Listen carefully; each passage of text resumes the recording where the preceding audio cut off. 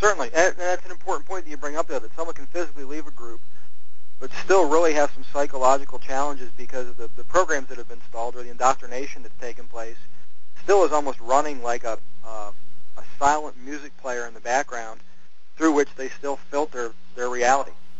Yeah, exactly. On from the group. Yeah, and so you might be at a conference and they play a particular song at the conference, and then you're out of the group, and 2 years later that song comes on the radio and you have a trigger, and all of those thoughts and feelings that you were having at the conference may come back.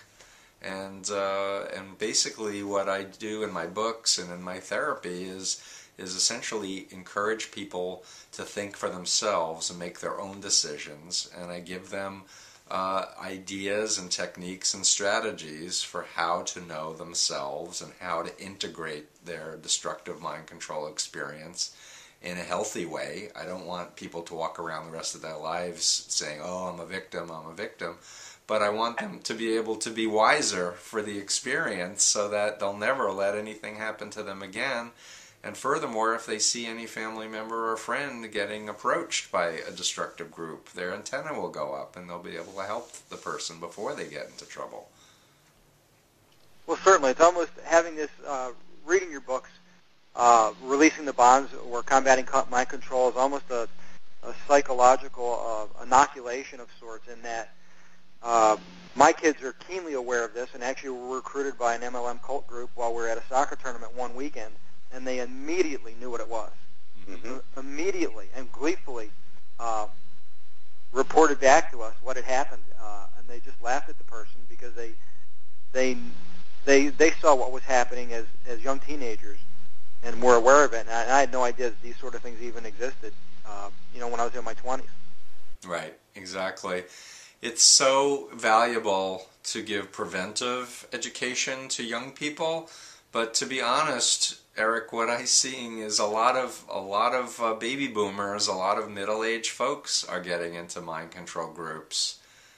People who've going through a divorce, death of a loved one, illness, losing their job. Just the stress of this economy. Exactly. We have literally in America an epidemic of business opportunity, multi-level marketing fraud groups that are using thought reform techniques, and it's literally a silent epidemic in America, and it's being driven by all those things. People are at a weak point emotionally. They're worried about their job. They're worried about the economy. They lost half their 401k, and someone shows up with an easy solution to add $4,000 to their income without investing any money. And boy, that's a seductive line. Right. The vulnerability right now is very, very high. I'd add that a lot of Americans, a lot of people around the world are sleep deprived. And that's a major mind control technique to get people's brains to be less critically analytically oriented.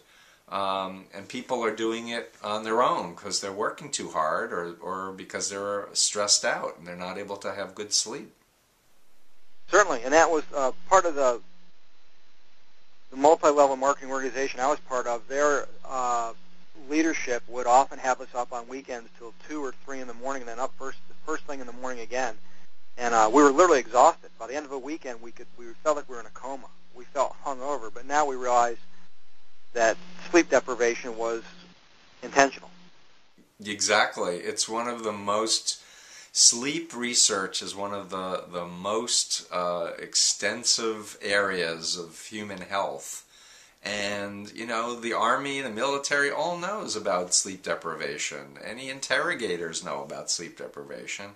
But the average American needs to understand, hey, you need to have 7 to 9 hours of sleep. And you'll know how much sleep your body needs if you listen to your body. And that should be the priority, because if you're not sleeping enough and you're not exercising and eating properly, your mind is not going to be that much more easy to manipulate and control.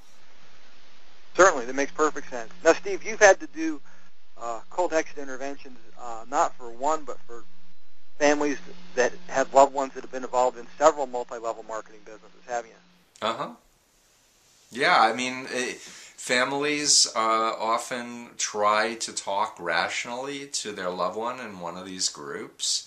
And unfortunately, the group tells the members things like, don't associate with dream stealers, or don't hang out with negativity and such. And family members see their loved one and they want to do something to help.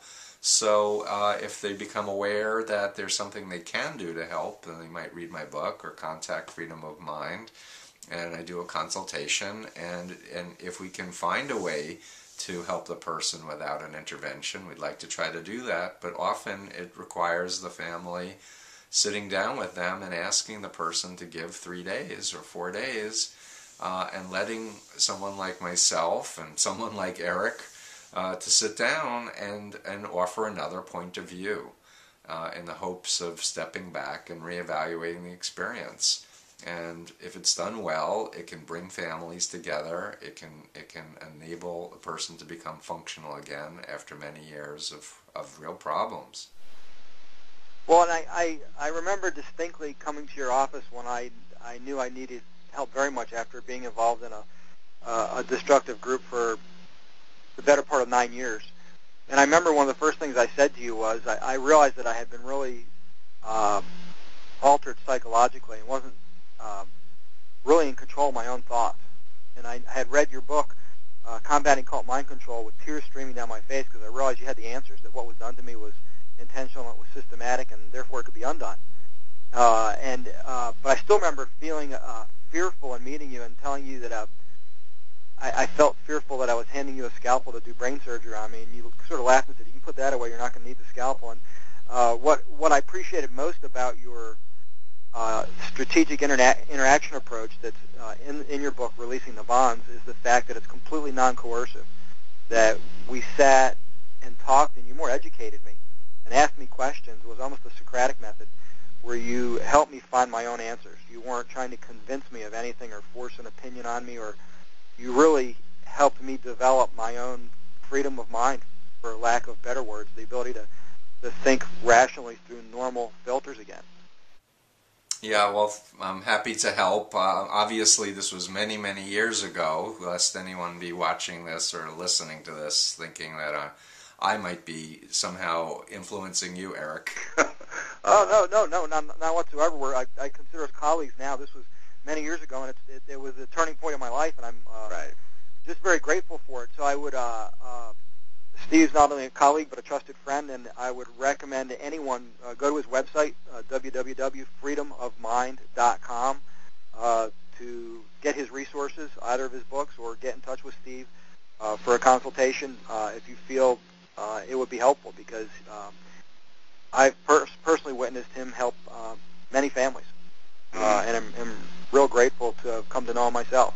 And I'd like to say, Eric, you're one of the most courageous, wonderful people I've ever met, and you've sacrificed so much to share your knowledge with the world despite incredible harassment and personal sacrifice. And I just think the world of you, and I hope that people read your book and they take you seriously. And I hope that people wake up and take a few weeks away from a group if they're actively involved with one, and look at it again from another point of view. Is this group legitimate? Can it prove what its claims are? Are its books open? Or is there a dark side? You bet. I think that's fantastic advice. Well, hey, thanks so much for your time, Steve. I really appreciate it. Thank you, Eric. Best wishes. Take care. You bet. Have a great day. Bye-bye.